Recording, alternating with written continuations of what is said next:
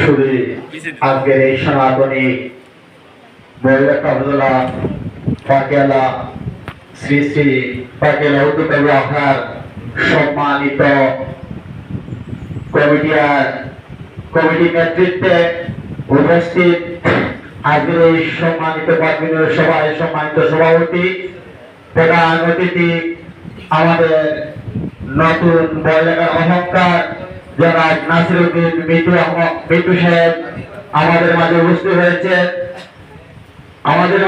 হয়েছেন বড়লেখা উপজেলার সনাতন ধর্মাবলম্বী সকল নেতৃবৃন্দ, যুব দলের নেতৃবৃন্দ, ছাত্র দলের নেতৃবৃন্দ, সবাই সংক্ষিপ্ত বিদায়, বিস্তারিত আমি নাম উল্লেখ করব না। আমাদের একটি সংগঠন আছে তরুণ সনাতনী সংঘ, যেহেতু নেতৃবৃন্দকে সামনে পেয়েছি তাদের কাছে আমাদের একটা মিনিটে কার্যক্রম তুলে ধরতে চাই। আমাদের সনাতন ধর্ম, হিন্দু জাতি আমাদের ছেলেমেয়েদেরকে সঠিক ধর্ম চর্চা করার জন্য, সঠিকভাবে তাদের জীবন ধারণ করার জন্য, জীবনকে নিজের সৎ পথে নিয়ে যাওয়ার জন্য পরিবেশে ভগবান শ্রীকৃষ্ণের বাণী শ্রীমদ ভগবদ গীতা জ্ঞান সেই গুরুকুল জ্ঞান গীতা স্কুলে শিক্ষা দেওয়া হয়।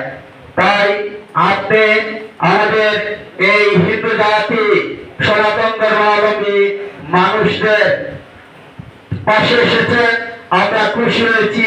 টিএসএস এর পাশে এসেছেন, আমরা খুশি হয়েছি।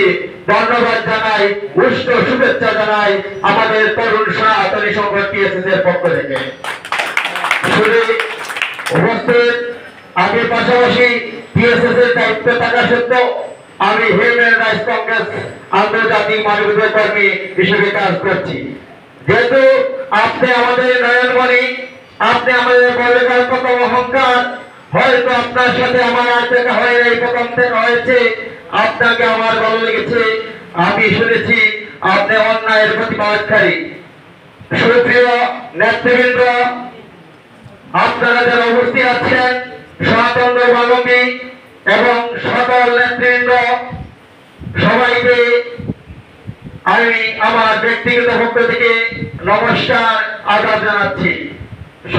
সবাই উপস্থিতি, আমরা হিন্দু জাতি বাংলাদেশে আমরা আমাদের রায় দিয়ে দিয়েছি আপনাদের কাছে।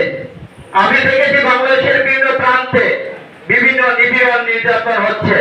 যেহেতু আপনি আমরা নয়নমণি, আমরা সংসদের এমপি, আপনার সুযোগ হলে পার্লামেন্টে আমাদের নিপীড়িত নির্যাতিত মানুষদের উদ্ধার করার জন্য বা এই ধ্বংস হত্যাযোগ্য বন্ধ করার জন্য পার্লামেন্টে একটা প্রস্তাবনা নিয়ে আসবে, এটাই আমাদের অনুরোধ। সম্মানিত উপস্থিতি, সময় সংক্ষিপ্ত বিধায় আমি লম্বা বক্তৃতা দেব না। সবাইকে আবারও তরুণ সনাতনী সংঘ টিএসএস বড়লেখা উপজেলা শাখার পক্ষ থেকে আন্তরিক শুভেচ্ছা অভিনন্দন জানিয়ে আমার সংক্ষিপ্ত বক্তব্য এখানে শেষ করছি। ধন্যবাদ।